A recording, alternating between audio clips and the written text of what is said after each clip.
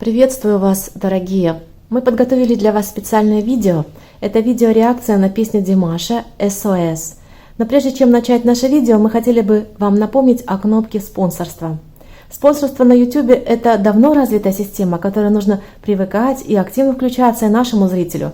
Ведь мы давно живем в обществе, где развиты рыночные отношения, а YouTube – это один из механизмов распространения информации в рыночном пространстве. Сегодня в нашем видео будет копирайт, а значит, оно не будет монетизировано. YouTube не хочет поддерживать тех, у кого в видео есть копирайт. Мы просим наших зрителей поддержать нас, ведь наша аудитория – это не простая аудитория, это аудитория, которая почитает творчество Димаша Кудайбергена. Это аудитория, имеющая особенное понимание поддержки и взаимовыручки. Это аудитория, которая всегда доверяет нам, создателям каналов о Димаше Кудайбергене, а мы вам. Потому что это доверие построено не просто на односторонней связи, когда создатели каналов предлагают информацию, а зритель ее осваивает. Нет. Аудитория Димаша Кудайбергена – это зрители, имеющие понимание, что если ты хочешь добротный материал о своем кумире, то нужно принимать участие в спонсорстве тех, кто ищет, создает и выпускает для вас интересный материал. Например, как сегодня мы сделали перевод видео, где присутствует отрывок из большого концерта китайского сингера 2017. И мы обещаем вам, что периодически будем выпускать такие видеореакции, переводив их с английского на русский. И еще, не забывайте, пожалуйста, подписываться и ставить свои лайки, потому что мы уверены, что эта видеореакция вам обязательно понравится. Итак, начинаем. Привет, друзья! Это Шон Макс Студия. Я Шон. Я Брайан. Я Нексити. И мы здесь для того, чтобы сделать реакцию на вокал Димаша. Сейчас я даже не пытаюсь назвать свою фамилию. Да, это сложно.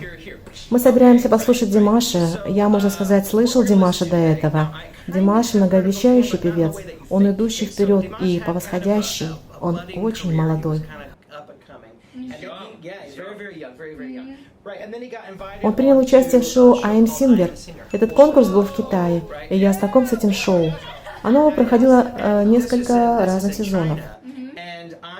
I'm no stranger to that show because I was on 3 different seasons. I was on one as a performer. Я был на одном из них. Я был вокальным тренером. Ух ты, вау.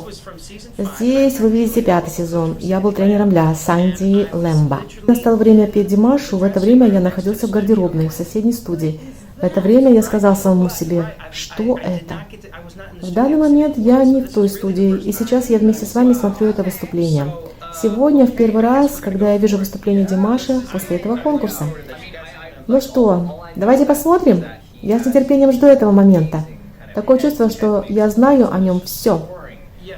Я скажу, что он король голоса, просто парящего высоко сопрано. Ты не поверишь, это великолепно. Я буду смотреть это впервые. Это классно. Давайте начнем. Так это песня SOS, которую поет Димаш.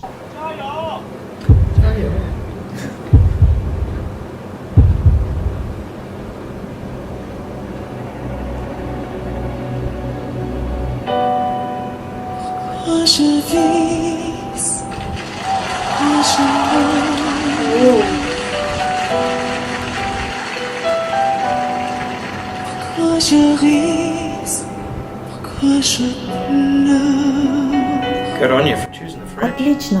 Он поет на французском.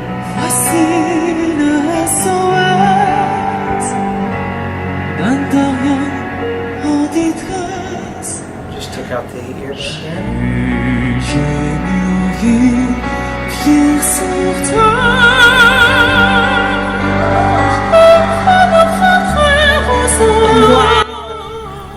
Девушка. Это моя досягаемость. Это женский вокал. Но это парень. Это красиво. Вау.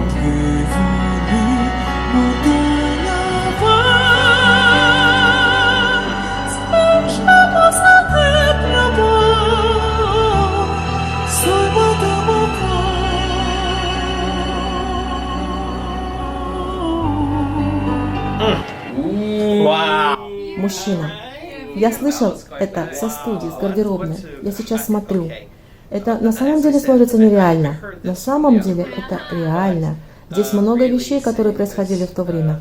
Во-первых, Это считается контртенором.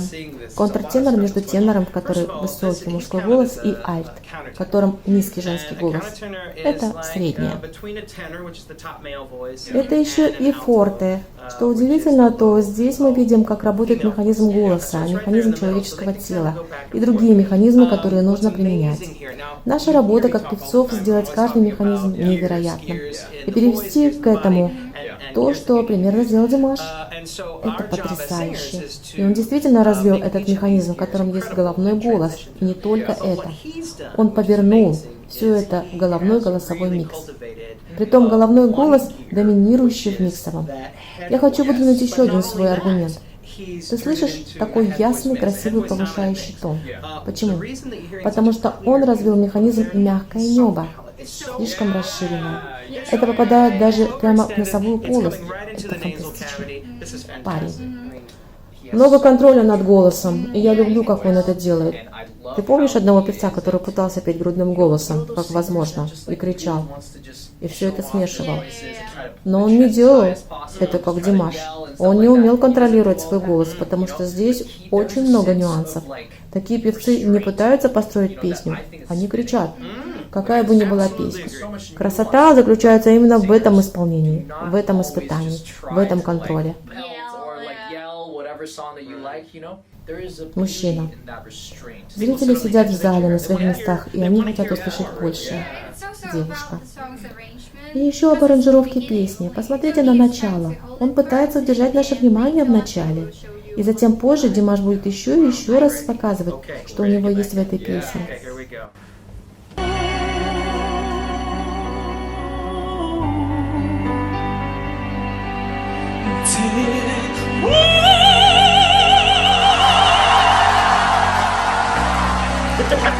Je suis toujours fou d'une vie avec les coups décennies.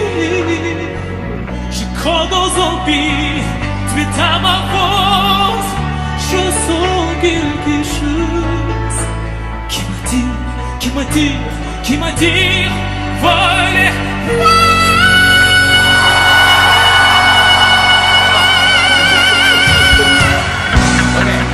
Хорошо, хорошо. Мужчина, ты видел их лица, когда они поют? У Димаша отсутствует такое напряжение на лице. Друзья, вот как раз об этом пора говорить именно сейчас. Грудной голос. Певцы миксуют грудной голос, и нам, специалистам, хочется знать, как он миксует грудной голос. Димаш имеет хорошую доминанту грудного голоса и хорошо сбалансированный микс в высокой ноте, потому что именно грудной голос допускает то, что делает невообразимое Димаш. Ты прав, это абсолютно не тяжело. Некоторые, возможно, и не знают, что контратенор поет только в высоком диапазоне. Димаш поет контратенор и в нижнем регистре. Это, как Брайан только что сказал, это позволяет контратенору становиться тяжелее. И мало того, что это можно иметь, эту тяжесть можно удерживать. Он так поднимает свой голос, что идет в итоге в свой регистр. Just like Brian said, did he let that sound fall? Did he let that sound get heavy? Did he carry that heaviness up with us? No, he had lift the entire time, which helped him to get up to his upper register. Девушка. Димаш не имеет напряжения в своем лице. Люди думают, когда ты ищешь пояс для высоких нот, ты сжимаешь лицо и все остальное. Это не так. Это приходит силой отсюда. И еще поднимается мягкое небо. Нигде ты не увидишь, как певцы меняют свое лицо во время пения. Они делают правильную работу.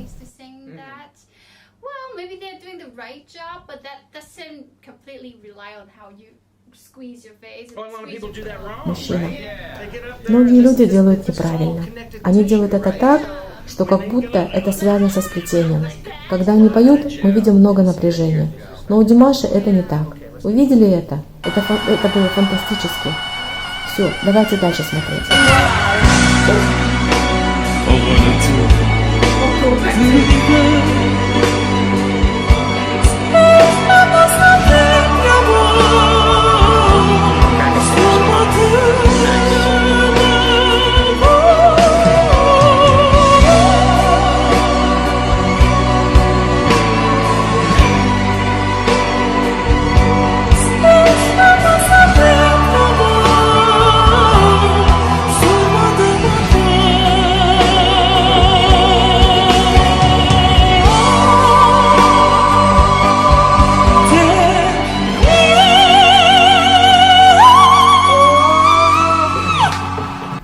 я должен остановить видео. Ты хочешь что-то сказать первым? I know what you're gonna say. Нет, ты первый. Ладно. Грудной голос – это реальный регистр. Ты знаешь, грудной голос – это обычное пение во все времена. Головной голос, когда его тренируют правильно, должен слышаться как грудной голос. Второе. Ты должен поддерживать свой головной голос. Посмотри, как много поддержки он делает. Даже его высокие ноты, его парящие звуки требуют много поддержки, много сил в его диаграмме для его устойчивости и контроля. Even with those high notes, yeah, even with those like floaty ones, it requires a lot of support, a lot of just engagement in that diaphragm for it to be sustained and to be controlled like that. Мужчина. I have a lot of students, У нас много студентов, парней, которые приходят и просят нас о том, чтобы научить их петь рок-н-ролл, хотя они поют поп-музыку. Они учатся у нас, как петь головным голосом. И когда ты вначале поешь головным голосом, это воздух, это необычный звук. Это то, чего они хотят. Теперь давайте посмотрим на Димаша. Это пение больше, чем классическое. Здесь он нам показал, как тренировать головной голос. Будь ты рок-певцом или поп-певцом, ты должен иметь силу. И, конечно, ты должен начинать с маленьких нижних точек. Нужно тренироваться, потому что мы всегда имеем слабый головной голос. И Димаш нам показал, что все тренировки приносят пользу. Можно сказать, Димаш создал этот способ. Таким образом, можно сказать, что некоторые люди могут петь реально прекрасно. Это не означает, что они талантливы, как Димаш, но они, имея много практики и изучая, как применять мускулы, могут создавать такие же звуки. То есть человек не родился таким и не сразу пошел на сцену. Певцы проходят много упражнений, и вы, наверное, думаете: «О, мой Бог, я так точно не могу сделать». Конечно, ведь ты не родился с микрофоном в руках. Ты сказал, что это классическое пение. Это чувствуется как классическое. Это нижняя ларингеальная позиция. Я слышу, что он делает яркие звуки с верхним небом очень высоко. Это так высоко, как будто это классический способ. Он больше опускает гортань. Я уверен, что он учился с детских лет. У него был прекрасный учитель или учителя, которые ему передали это. Особенно тогда, когда его голос менялся. Я не знаю много о нем, и еще я благодарен Димашу. Он всегда учит меня, как петь, и учит тому, чего я не знаю. Пожалуйста, пишите ваши комментарии, нам интересно ваше мнение.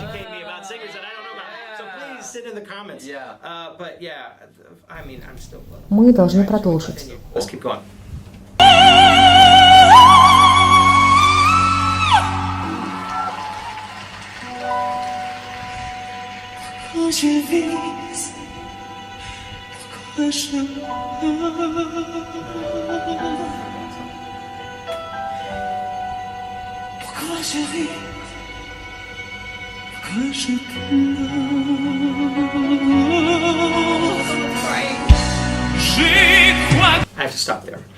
Почему я остановился? Я говорил всем моим студентам, представление недостаточно только твоего голоса. Его голос сильный, это бесспорно. Но также мы видим, сколько много эмоций он проживает как артист. И я люблю то, что он делает. But do you see how he just he puts so much emotion behind that? It becomes human. It sheds light on the human condition, which is what we're all here to do as artists. And so I love what he did there. И это так смело. Люди пытаются делать все, как он, технически. Это прекрасный пример, как он это делает. But sometimes you just gotta be human, and it sells. That was a perfect example. Девушка.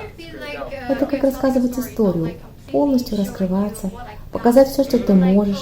Он создает свое выступление, как будто рассказывает историю. Мы начинаем с самого начала, потом мы поднимаемся все выше, а потом мы любим его. Мы извиняемся за короткую остановку. Продолжаем смотреть.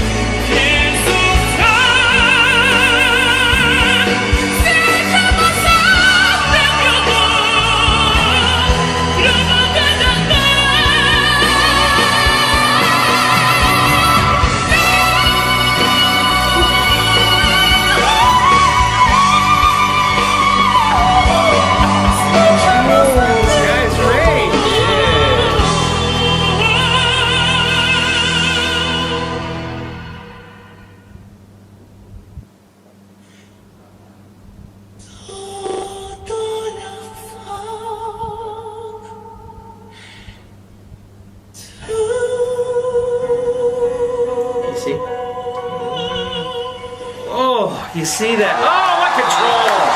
My man. All right. That's so cool. Oh, that's him. Yeah. Wow. That's so cool. Look at that. Of course the audience is going to be on their feet. Wow. Of course. Wow. Посмотрите еще раз на аудиторию. Димаш смотрится так, как лучший голос на этом конкурсе. Посмотрите на его длинную шею. Вы видели его мышцы? Они очень стойкие. Когда он идет к высоким нотам, его гортань горит как камень. Это никуда не денется. Это стабильно. И мы, певцы, хотим знать, как происходит этот переход от грудного к головному голосу.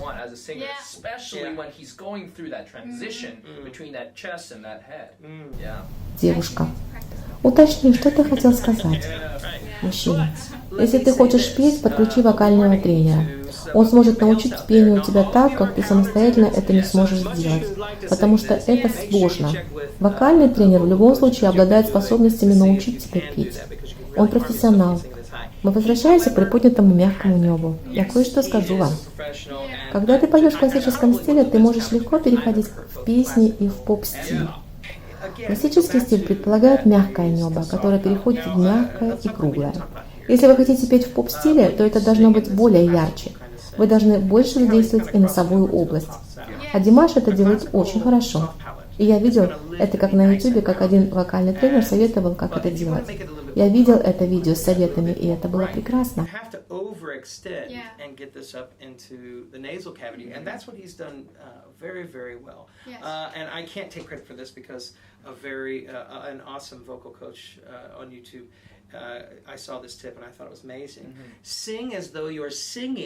Я видел, как небо поет внутри твоего твердого неба.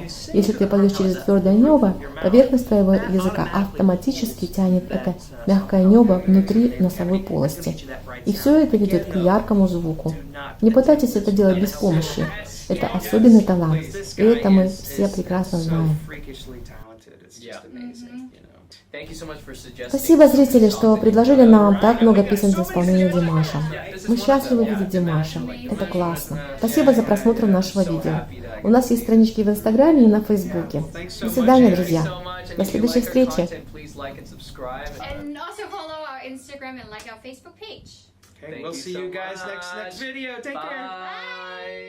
Пожалуйста, подписывайтесь на этот канал. Пожалуйста.